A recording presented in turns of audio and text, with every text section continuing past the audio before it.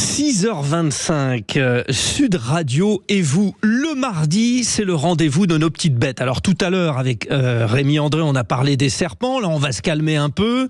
Anne-Laure Bramy, notre vétérinaire de cœur, qui agit à Saint-Germain-en-Laye, dans les Yvelines, va nous parler de nos petits chiens et de nos petits chats. Bonjour Anne-Laure. Bonjour Frédéric, vous allez bien ? Oui, vous occupez des serpents des fois, de temps en temps, on vous en amène ou pas, non ?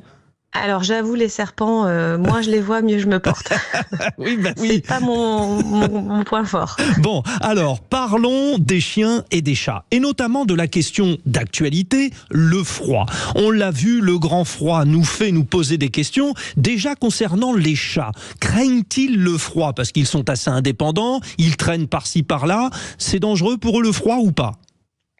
Alors le froid, en tout cas au niveau des chats, on va dire qu'ils ont tendance à rester beaucoup plus à la maison. Donc même s'ils font une fourrure et qu'ils développent un duvet plus important, globalement ils se sédentarisent beaucoup plus quand l'hiver arrive, quoi.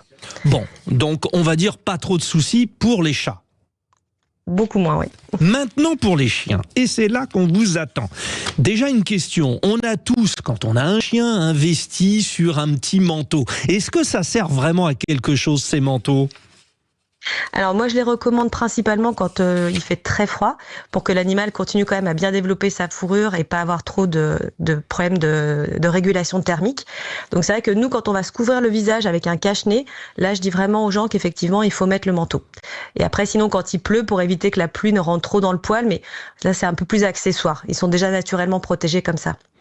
Bon, il faut alors plutôt, on va dire, un manteau imperméable, fourrure, c'est quoi la meilleure formule ? Je dirais que eux déjà, ils ont déjà une protection naturelle, ils ont déjà un manteau sur le dos, donc si on met un manteau déjà bien chaud, ça suffit. Ce qui est important, c'est sur les animaux qui sont cardiaques, parce que eux, par contre, ont besoin de garder leur température plus constante puisqu'ils ont une circulation sanguine plus fragile. Après, je dirais que déjà un manteau de qualité, c'est bien, parce que moi, les manteaux que je vois dans la rue, quand il s'agit d'avoir un manteau sur l'animal, les gens achètent des belles choses, donc je pense que ça suffit. Il n'y a pas besoin de mettre une doudoune 3 couches renforcée avec des plumes, quoi. Sinon après, ils vont avoir trop chaud. On est tous un peu mode, hein. Ah, il est beau mon chien, comme ça.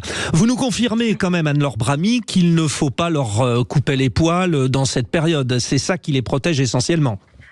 Alors votre toiletteur pourra bien vous conseiller, mais je pense qu'en tout cas il faut leur laisser un duvet suffisamment long, brosser pour éviter les nœuds, mais par contre il faut pas, à mon avis, raccourcir de trop. Après ça, le toiletteur pourra vous guider, mais laissez bien le contact des coussinets au niveau du sol pour protéger les doigts.